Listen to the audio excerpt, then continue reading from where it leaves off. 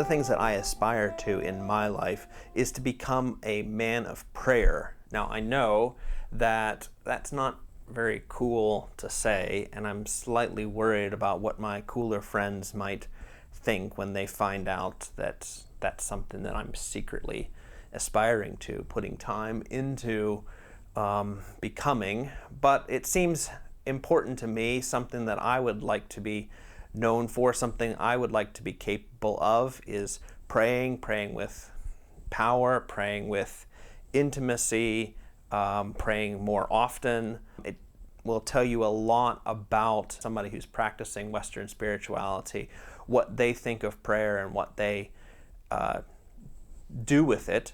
I would even say, I think you could say, for Jesus and his mission, for God and what he's trying to do with humanity, that what they are about is trying to help people pray. Now, I've done a number of things to become a man of prayer. I've read a lot of books on prayer. I've studied the theory or theology of prayer, the science of it. And those things are helpful, but I've found that nothing helps more than actually praying. It's a lot like cooking, where you can read cookbooks and you can read books on the history of food, you can study the science of food, you can study at what sort of temperatures things are best served at and how different spice combinations work together. You won't necessarily become a better cook. I wouldn't want somebody who had only spent years studying books to be cooking my supper. It might turn out okay, but really the true art of cooking comes through cooking. That's where you learn the skill, and the more that you do it, the better you become, and that's when all the cookbooks, all that other sort of stuff comes into its own and can help. I'm Michael Stewart Robb, better known as Mike. This is Pence's. I think we're on number 10 for this year, so I'm excited that I've actually made it this far. Glad to see that some people actually make it all the way through to the end and subscribe. So I'm thankful for the sort of strange sort of community that can develop around a YouTube channel. This is, I should say, a part of Sanctus Forum. So all of our communication things from podcasts, all of that is in the Sanctus Forum as a part of the Sanctus Institute, which is aiming at helping churches in Europe become better at making great men and women of God, and that would include prayer. And what I want to talk about today is something I've started talking about, and that's non-dead European authors. This week, I want to talk about a man who I've become more fond of as I've learned more about him, and that is Pete Greig. I think I'm saying his name right, Pete, and sorry if I'm not. Greig. I get confused with German and English, and I think it's Greg, but that I and E just really throws me off. Pete is a pastor and is somebody who had the vision for a 24/7 prayer, movement. I don't know if the movement was his idea, but certainly some sort of movement has come out of this, where there's places all over the world that have dedicated rooms, churches for praying round the clock. Actually, I discovered Pete Greig's work first as an author, and then realized that he was the guy who had the vision for 24/7 prayer initiatives, and he lives in the greater London area as a pastor of a church there, and just felt that what we needed in Europe and in London and around the world was more devotion, more time spent in prayer and praying together as the people of God. And he has pioneered that work and done a great job with it.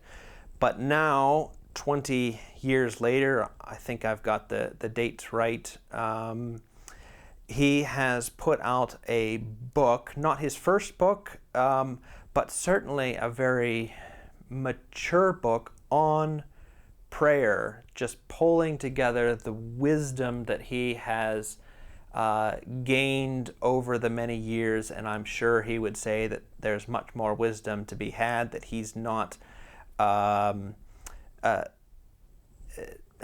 expert in prayer, or maybe he is an expert, but he's not a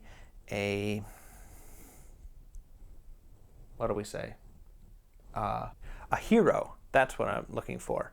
Not a hero in prayer. And actually, the history of Western spirituality is not one where we've had a lot of heroes. And that's one of the reasons why I love the title of Pete Greig's book. It's How to Pray, a Simple Guide for Normal People. I think he actually got a really great cover. Not all authors get the best of covers for their books. They write the insides of the book. They don't usually design the outside, and he got a really great cover. But this idea of a simple guide for normal people, and that's pretty much what all of us are. And in a sense, that's what Jesus showed to us. Jesus was also a normal person. He was also an abnormal person, but the way that he paved is how prayer can be a part of every person's life. And so we all need to get to the point where we can just pray like normal people, as normal people. And everything that I would tell anybody about prayer, Pete has put into this book. And that's, I think, the brilliance of it, is that it has pulled together so many things that that our best prayers that's pray -er, people who pray, have shown us throughout history. And he's put it together in a very readable book. So he talks about 9 different aspects or parts of prayer. He's kind of found a way to link them in with the Lord's Prayer, which is the prayer that Jesus gave his students. Things like being silent as a beginning to prayer, coming into a space of prayer, a time of prayer, and having the first moments not be a time when you're actually praying. He's got this great phrase that the best way to start praying is by stopping. He goes on to talk about asking God for things. He goes on to talk about praying for other people. There's a bit on listening in there, the bit on contemplative prayer, wordless prayer. And I think what he has is one of, if not the most seasoned books on prayer that I have ever read, that I'm aware of. And what I mean by seasoned is he has gathered together all these different flavors, these different spices, which the history of Western spirituality has given to us on prayer. Pete just pulls them all together and wraps them up and sort of says, here you go, here's a simple guide in how to do or to get started in all of them. Now, the only other book that I know that tries to do this is Richard Foster's book on prayer. I've got it here. So that's Richard Foster's book on prayer. Really one of the first books on prayer that I know of that looked at the whole history of Western spirituality and said, we should today get the best of all of this. And he wrote it in a book, and he comes up with 21 different types of prayer, aspects of prayer, and says we should be aware of and try to find a place for all of these things. And so Pete follows in that tradition of pulling together all these different seasonings, all these different flavors from the whole history of Western spirituality. This is the sort of thing which I would be happy to give to somebody as their first book on prayer, because it is just so introductory. It introduces you into these different aspects of prayer. He is going to give you acronyms. He's going to give you steps, 1, 2, 3, 4, 1, 2, 3. Try this out first, try this out next. Consider this, consider this, consider this. And it's all sort of very well outlined in his book. I remember quite well his most basic one, which is to keep it simple, keep it real, and keep it up. And he says if you just keep on going at prayer with those three things, you'll be fine. In fact, he says that a lot of the best people who have learned to pray, some of our best praying people, never really read a book on prayer. They just kept doing it. And of course, we know that with cooking too, that a lot of our best cooks never took a cooking class. They just kept at it. Another thing that I like about Pete's writing is that he doesn't take himself very seriously. He has a very clear-headed understanding of himself. He says at one point, I'm not really a very big deal. And at the same time says, God values me a lot. And that's kind of the sort of Jesus's teaching about human beings, is that they are of tremendous value. But at the same time, we are quite small in the world, and that's okay. God is rather big, and we are quite small, and that's our place. Pete is also honest about where and how he prays, that it's not heroic, as I said. He gives some description of what a typical day looks like and how prayer works in it for him. He also puts this line in the beginning of one of his chapters, which I really like, I think is really accurate. It's here in the chapter on adoration. He says, I have come to the conclusion that most people's biggest problem with prayer is God. And I think that's really accurate. One of the main reasons why a lot of us don't pray, or some of us don't pray as much as we ought to pray or could be praying, is because we really don't get God. We don't understand God.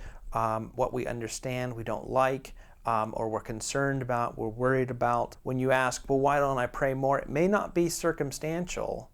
It may be that you don't really have the best view of God, or the most accurate view of God, and that for that reason you don't want to spend a whole lot of time with him, or you don't want to ask him for things, or you don't want to do this or that in prayer with him. And then a final thing that I really like about this book is the admittance that prayer is work. It's not the sort of thing that will just naturally grow in your life. If you want to become better at it, if you want to be a man or woman of prayer, then you're going to have to give it time, you're going to have to give it energy, thought, you're going to have to do more of it.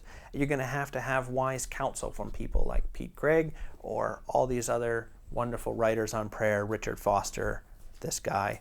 And then devote yourself to it. Devoting yourself to it in a way that actually works for a normal, regular, non-heroic life, which may mean that you need to adjust some things in your life and become so that prayer has more space. But it may not mean that you have to, sell all your things and live in a little hut on a mountain. So there's that. Well, I hope that this was helpful. I hope that if you're back here from another time, I'm glad to see you back here. If you liked this video, like it physically with your finger, your mouse. That's the same way that you subscribe, and that helps us keep going, helps other people find these things. Sharing them actually helps people find these. We have an Instagram, we have a Facebook page. I think there actually is a Twitter, so follow us there to keep up to date and see nice pictures and whatever else that we can put on there. I'm really not very good at that sort of stuff, and yep, it's me that does it.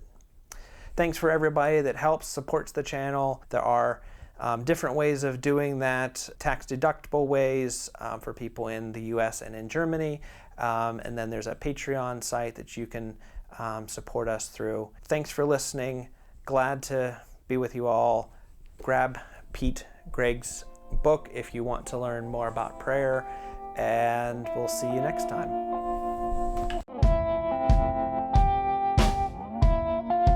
We're alive for another chance to find a heartbeat and keep on dancing. And finally I'm seeing that today is my happiest day.